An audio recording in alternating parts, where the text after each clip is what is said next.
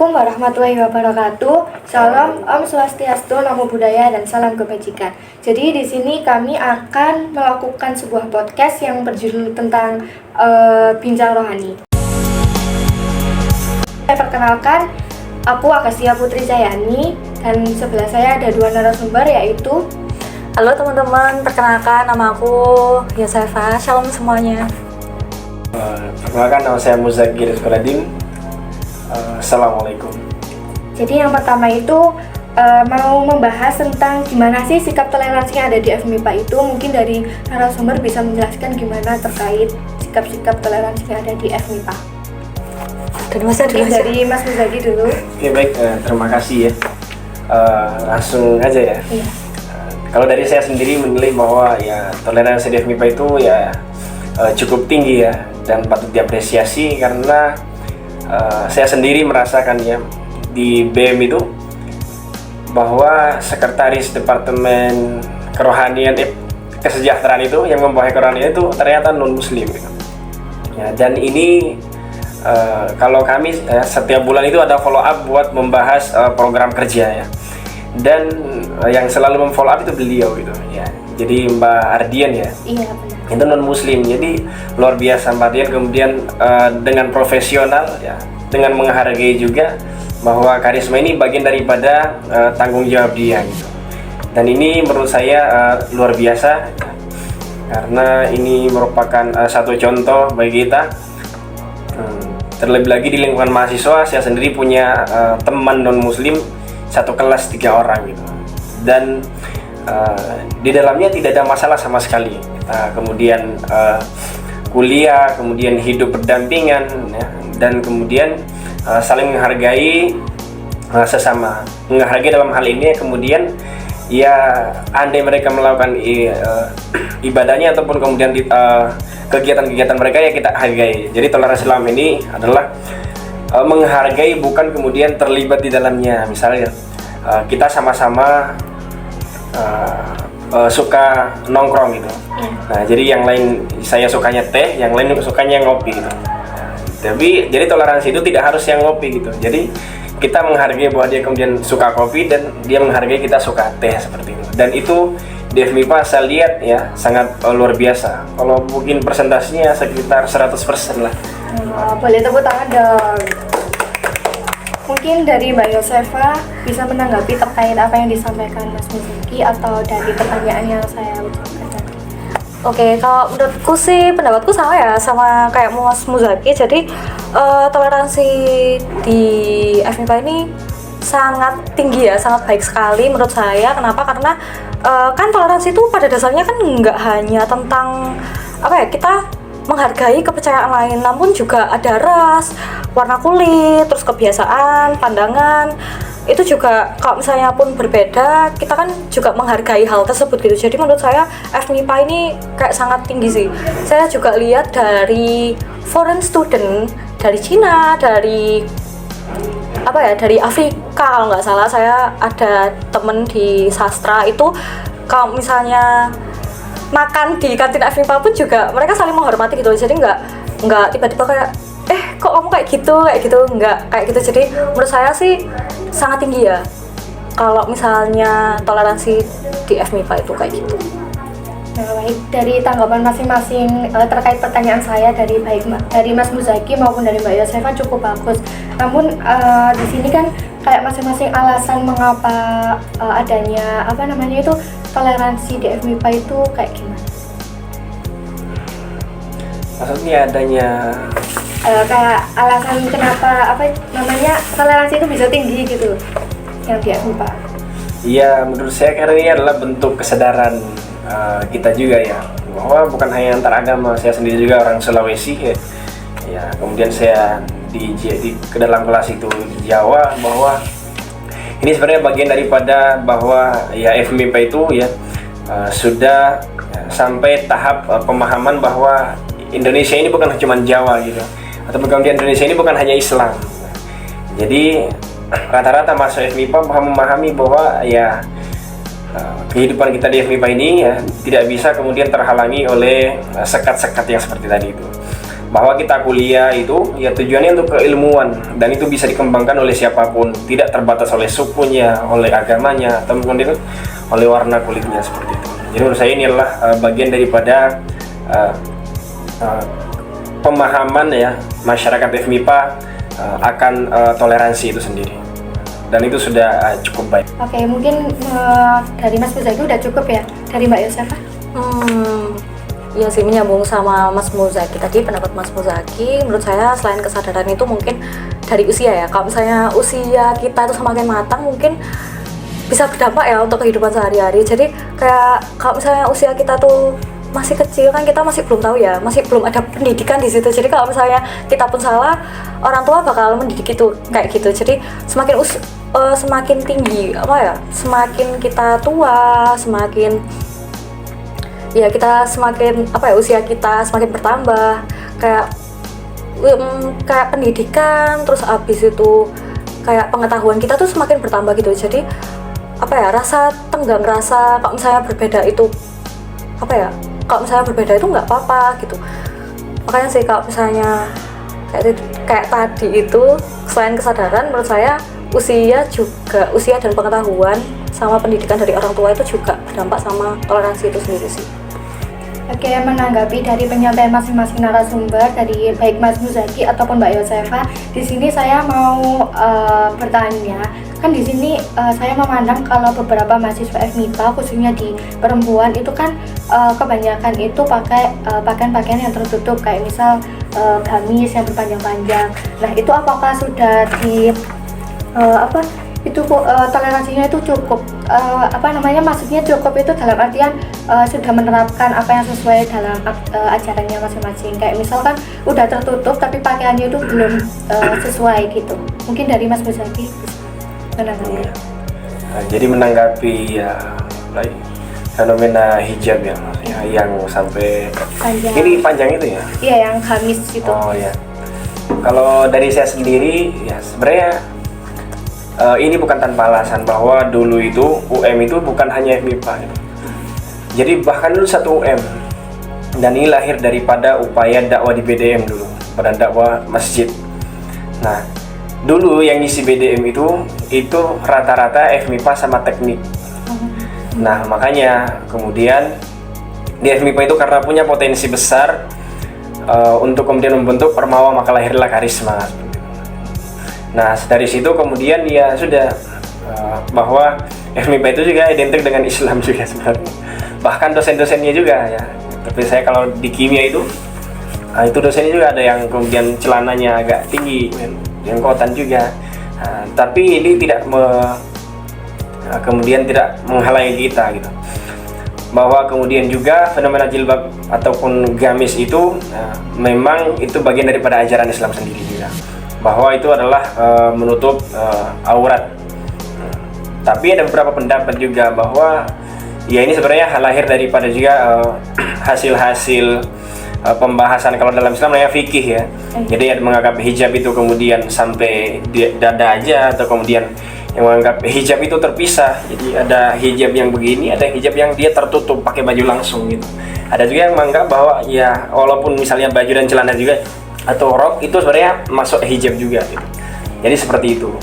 Nah, fenomena seperti ini ya tentu bagian daripada toleransi kita juga. Andai kita kemudian bisa bertoleransi dengan saudara-saudara kita yang non muslim ataupun yang lain, maka mengapa kita tidak bertoleransi dengan teman-teman kita yang seiman, dan itu hanya perbedaan dari segi penerapan Islam itu sendiri, seperti itu. Ya, dari Mbak Yosefa kan, sebagai Mbak Yosefa ini kan bukan dari kalangan muslim. Nah, itu menanggapi seperti itu gimana? Sebenarnya sih kalau dari aku nggak masalah ya. Cuman kan emang pada dasarnya kan FMIPA ini kan mayoritas muslim, jadi mungkin ya kewajibannya memakai seperti itu ya kita menghormati aja gitu loh.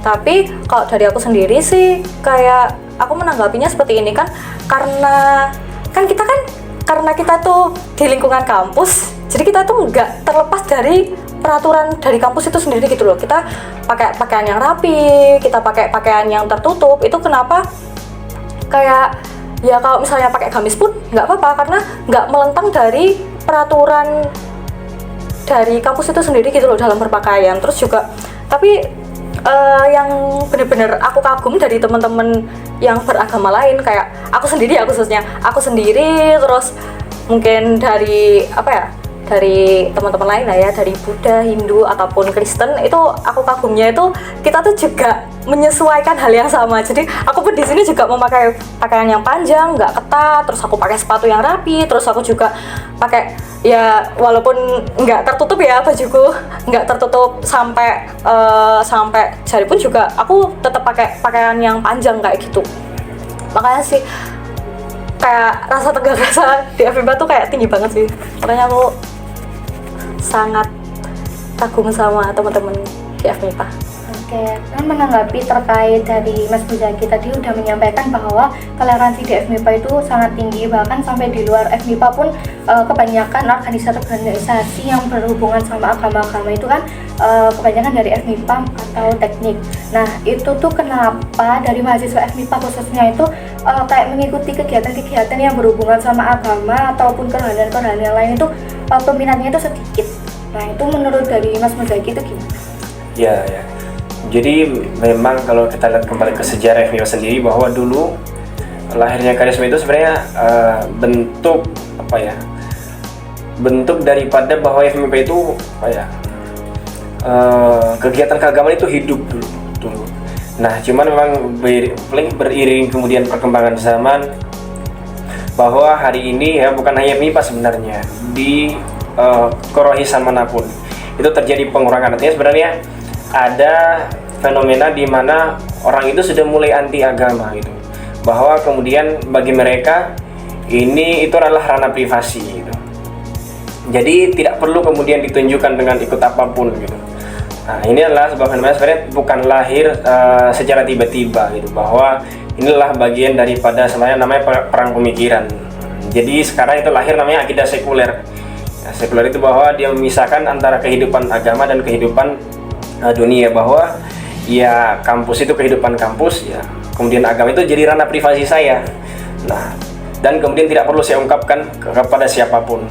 Sementara kalau kita sebagai seorang muslim, bahwa ya ekspresi daripada rasa cinta kita kepada Islam itu, bahwa ya dakwah itu adalah bagian daripada konsekuensi keimanan, atau kemudian belajar Islam itu adalah bagian daripada konsekuensi keimanan ya, karena ya dalilnya jelas dalam hadis ya, thalabul ilmi fardhatun ala kulli muslim, bahwa yang menuntut ilmu itu wajib atas setiap muslim.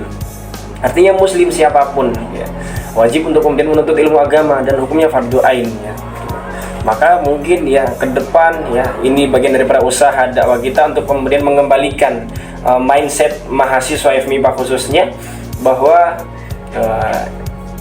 kita itu wajib loh nuntut ilmu, bukan hanya nuntut ilmu di kampus saja, bahwa ilmu agama itu adalah bagian daripada kebutuhan kita juga ya. Dengan ilmu agama kemudian kita bisa tahu kemana kemudian arah hidup kita, seperti itu. Nah, mungkin dari Mbak Yosefa pendapat terkait kenapa di FMIPA khususnya mahasiswa-mahasiswa itu kenapa kok minatnya sedikit buat ikut gitu kegiatan-kegiatan yang berhubungan sama agama. Oke, kalau misalnya dari aku, kalau aku melihat ya, karena teman-temanku juga sebenarnya tuh kalau misalnya di Katolik ya, khususnya Katolik ya, karena aku sendiri penganut agama Katolik, sebenarnya kalau di Katolik tuh ada event itu juga kita rame-rame aja sih. Mungkin karena apa ya, mungkin aku berpendapat ke muslim ya mas, tanpa mengurangi rasa hormatku, mungkin gini sih, kayak waktu aku tanya ke temanku, kenapa sih kalau misalnya ada eventnya, misalnya kayak ada, oh iya nih mau kajian apa gitu, itu aku tanya, loh kok kenapa kamu nggak ikut, padahal waktu itu dia itu nggak, maksudnya kosong juga enggak, tapi tugas pun juga nggak numpuk gitu loh. Setelah aku tanya kenapa kayak gitu, ternyata dia tuh nggak tertarik sama pematerinya. Jadi dia tuh hanya tertarik ke pemateri yang udah luar biasa besar ya. Misalnya kayak kemarin aku tanya, kalau nggak salah siapa, Habib Jafar, iya kayak gitu tuh mereka malah menggebu-gebu gitu loh. Oh iya aku mau ikut kajian, kayak semangat gitu loh. Tapi kalau misalnya ustadz setempat, terus ustazah setempat, terus ataupun mahasiswa, iya sesama mahasiswa, alumni bahkan, itu tuh mereka kan nggak tertarik. Padahal alumninya sendiri tuh udah sekolah di Turki gitu loh, udah sekolah jauh, S2 jauh, tapi malah mereka tuh nggak berminat kayak gitu. Padahal kayak di dalam kajian itu pun juga nggak membahas tentang, nggak seluruhnya tentang nggak seluruhnya tentang mengaji, nggak seluruhnya tentang nggak membahas tentang Al-Qur'annya, tapi kayak tentang menikah pun itu juga dibahas, tapi mereka tuh nggak tertarik karena pematerinya itu bagi mereka itu kurang wow kayak gitu. Tapi kalau dari teman-teman Katolik ya, karena kita sedikit ya, jadi kalau misalnya dari aku sih kebanyakan tuh kalau ada event apapun tetap rame sih, soalnya kita tuh boyongan gitu loh Mas. Kita tuh boyongan bawa masa dari UB, dari UMM, bahkan di anak Katolik loh. Iya, ada anak Katolik. Makanya aku juga kaget. Itu kita boyongan sih sama-sama kayak, oh iya ikut event ini bareng-bareng. Jadi kita ada komunitasnya sendiri sih buat buat menghadiri suatu event. Tapi kalau ada event Katolik pun juga rame rame aja sih. Gitu sih kalau di aku. Yang mungkin menanggapi dari keduanya itu tadi, berarti kebanyakan itu tergantung sama pematerinya gitu Iya, kan Mas? Iya, kalau memang hari ini ya fenomena itu juga ya, bahwa hari kan kalau kajian Ustaz Hananat Taki kan rame Ustaz Somad, bahwa hari ini ya kajian kita itu terpaut pada tokoh gitu bahwa jadi kalau saya pematerinya cuma kalangan mahasiswa dirasa kemudian kurang maksimal atau apa ya, tentunya jadi tantangan kita juga bahwa oh iya ya, bahwa ternyata kebutuhannya itu tergantung dari pematerinya juga. Tapi sebenarnya inilah bagian daripada namanya konsekuensi keimanan sebenarnya bukan melihat siapa yang bicara gitu, tapi kemudian apa yang dibicarakan di situ. Nah, ini bagian daripada tugas kita juga, saya sebagai seorang muslim, untuk kembali meyakinkan mahasiswa. Tapi ya karena mungkin perbedaan zaman ya, karena kita ini juga kan semenjak corona itu kan sudah mulai kehilangan semacam putus maklumat dari belakang gitu, bahwa dulu FMIPA itu kan bukan hanya, kalau dilihat bukan hanya tingkat fakultas rohisnya, sampai tingkat kejurusan kan, sampai merambah ke sana, dan itu dulu banyak pengikutnya. Nah sekarang semakin sedikit, bahkan beberapa sudah kemudian digabung ke Karisma, bahwa ini menjadi pola dakwah baru berarti bagi kita, bahwa oh iya apa ya kebutuhan mahasiswa, kok dulu rame gitu, karena sekarang kok malah sedikit.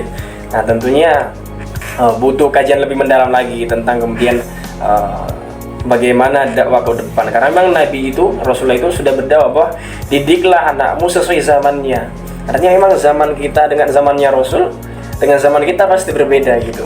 Maka kita harus menemukan ya pola dakwah yang baru untuk kemudian menyesuaikan dengan zaman sekarang. Apalagi sekarang kan ditambah lagi kesibukan program-program MBKM apa semuanya kan, menjadikan kita itu kesibukannya semakin nambah gitu. Oke, mungkin ini sudah cukup ya untuk podcast kami ini. Mungkin dari Mas Muzaki, baik Mas Muzaki sama Mbak Yosefa bisa ngasih terkait solusi, saran, kritikan maupun apapun yang mencakup tentang toleransi yang baik di FMIPA maupun di luar FMIPA. Mungkin dari Mas Muzaki terlebih dahulu. Oke, baik. Mengenai toleransi sendiri, bahwa ya Al-Quran itu sudah memberikan kepada kita bahwa kita itu diciptakan berbangsa-bangsa, bersuku-suku. Kemudian bahkan agama pun juga sebenarnya bagian daripada ciptaan Allah Subhanahu wa taala sendiri.